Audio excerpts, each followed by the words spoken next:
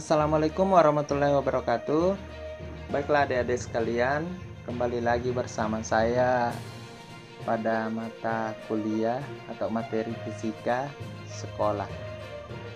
Untuk materi fisika sekolah di pertemuan kedua ini, saya kedepannya akan membahas tentang standar nasional pendidikan. Untuk standar nasional pendidikan ini, saya akan membahas tentang peraturan pemerintah, yaitu Kementerian Pendidikan dan Kebudayaan, yang beruang lingkup pada kriteria minimal mengenai sistem pendidikan di seluruh wilayah hukum Negara Kesatuan Republik Indonesia.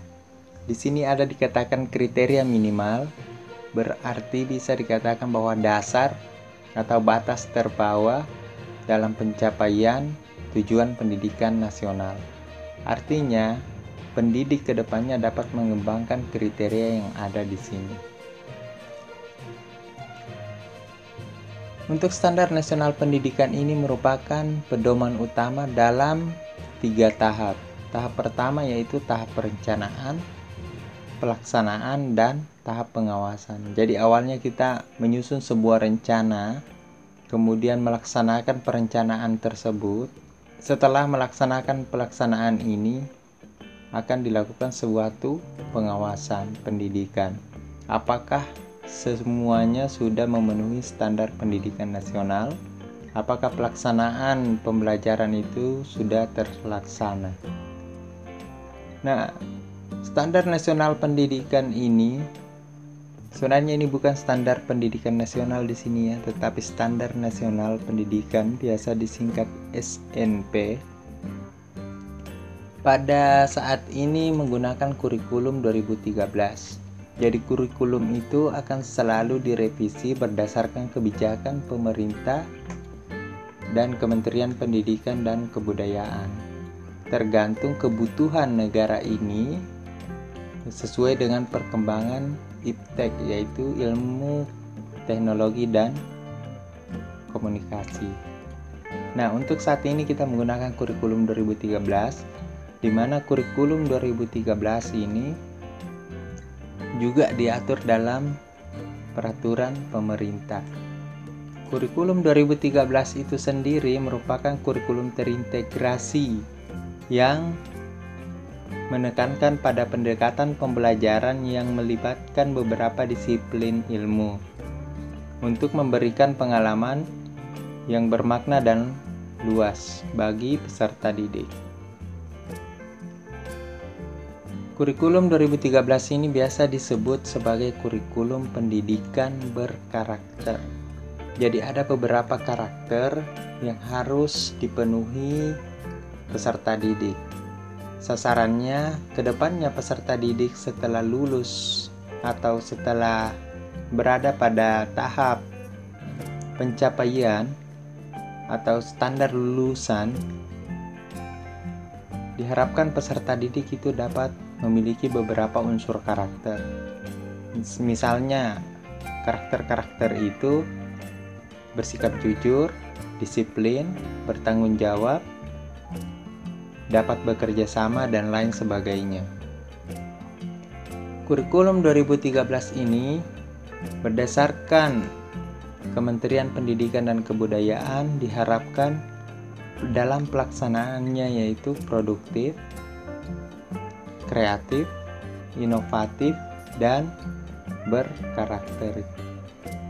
Nah, untuk kurikulum 2013 ini ada beberapa kompetensi capaian yang akan kita kaji ke depannya, dan itu diatur dalam peraturan Kementerian Pendidikan dan Kebudayaan sebagai dasar yuridis. Ada yang bertanya kenapa kita harus mengikuti peraturan Kementerian Pendidikan dan Kebudayaan, atau kenapa kita harus mengikuti peraturan? Karena kita berada pada wilayah Negara Kesatuan Republik Indonesia yang merupakan wilayah hukum, dan Negara Kesatuan Republik Indonesia memiliki satu tujuan utama pendidikan nasional, yaitu untuk mencerdaskan kehidupan bangsa, salah satunya melalui pendidikan. Maka standar pendidikan nasional itu diaturlah oleh pemerintah, dalam hal ini peraturan Kementerian Pendidikan dan Kebudayaan. Selanjutnya saya akan membahas tentang standar nasional pendidikan, yaitu ada 8 standar yang menjadi cakupan. Yang pertama tentang standar isi, di mana standar isi ini beruang lingkup pada kerangka dasar, struktur kurikulum, beban belajar, kurikulum 2013 dan kalender akademik. Standar nasional pendidikan yang kedua yaitu membahas tentang standar proses, artinya standar pada saat pelaksanaan. Standar proses ini sebenarnya ada 3 hal utama yang menjadi capaian dan itu nantinya diatur dalam standar kompetensi lulusan. Dalam pelaksanaan standar proses ini diharapkan menggunakan suatu sistem yang interaktif, inspiratif, menyenangkan, dan partisipatif. Nah, standar proses ini harus merujuk kepada standar kompetensi lulusan yang merupakan sebagai salah satu bentuk standar nasional pendidikan, yaitu meletakkan dasar kecerdasan, wawasan pengetahuan, kepribadian yang berakhlak mulia, keterampilan mengikuti pendidikan selanjutnya. Artinya apa? Lulusan atau peserta didik ke depannya yang akan kita capai itu beruang lingkup pada 3 gambaran umum yang utama. Yang pertama itu dari segi sikap. Diharapkan sikap peserta didik itu berkarakter atau biasa disebut kepribadian yang berakhlak mulia. Sikap itu disebut sikap afektif. Nah, berikutnya ada pengetahuan atau biasa disebut pemahaman. Itulah yang disebut kognitif. Dan terakhir itu keterampilan atau biasa disebut psikomotorik. Jadi secara umum ada 3 yaitu afektif, kognitif, dan psikomotorik yang akan menjadi standar kompetensi lulusan dalam pencapaiannya. Nah, yang keempat kita akan membahas tentang standar pendidik dan tenaga kependidikan. Pendidik atau tenaga kependidikan harus memiliki kriteria pendidikan. Yang pertama, uji kelayakan atau biasa disebut kelayakan fisik dan mental. Apakah layak menjadi tenaga pendidik atau menjadi pendidik? Pendidik itu biasanya disebut guru. Namun di kurikulum K13 kata guru kita ganti menjadi tenaga pendidik atau biasa disebut tenaga kependidikan. Kata siswa kita ganti menjadi peserta didik.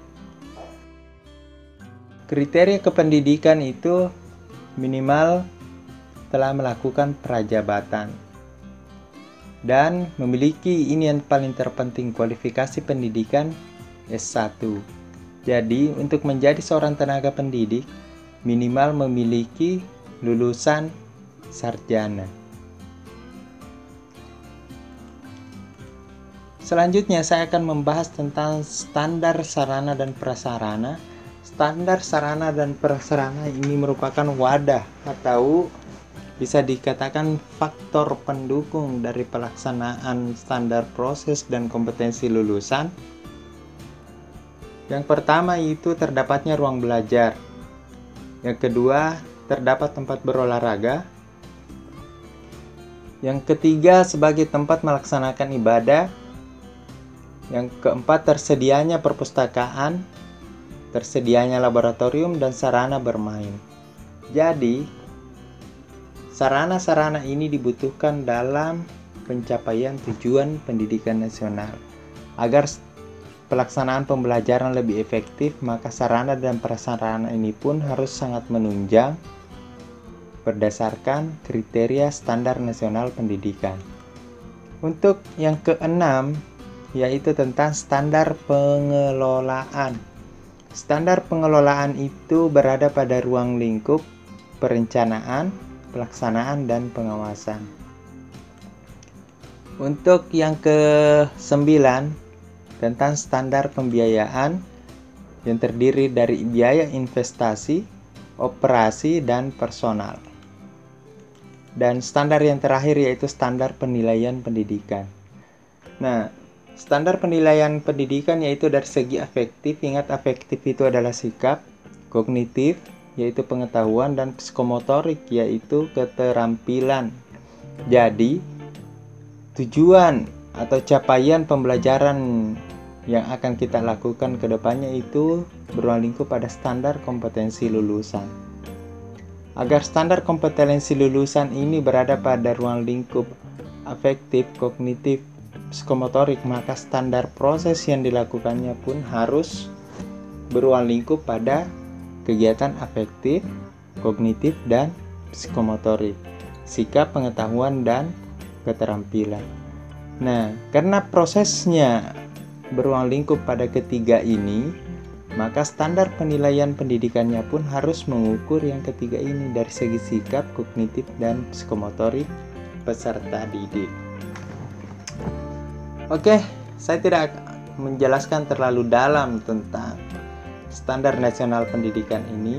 Saya hanya memberikan gambaran-gambaran dasar agar kita memahami bahwa sebagai tenaga pendidik bukan hanya sekedar datang ke kelas, datang mengajar, tetapi kita harus memiliki target atau sasaran yang diatur dalam peraturan Kementerian dan Pendidikan dan Kebudayaan. Baiklah adik-adik sekalian, saya pikir ini tentang standar nasional pendidikan. Lebih dan kurangnya mohon dimaafkan. Jika ada pertanyaan bisa dituliskan di bawah. Insya Allah nanti saya akan menjawab. Saya pikir demikian, lebih dan kurangnya mohon dimaafkan. Wassalamualaikum warahmatullahi wabarakatuh.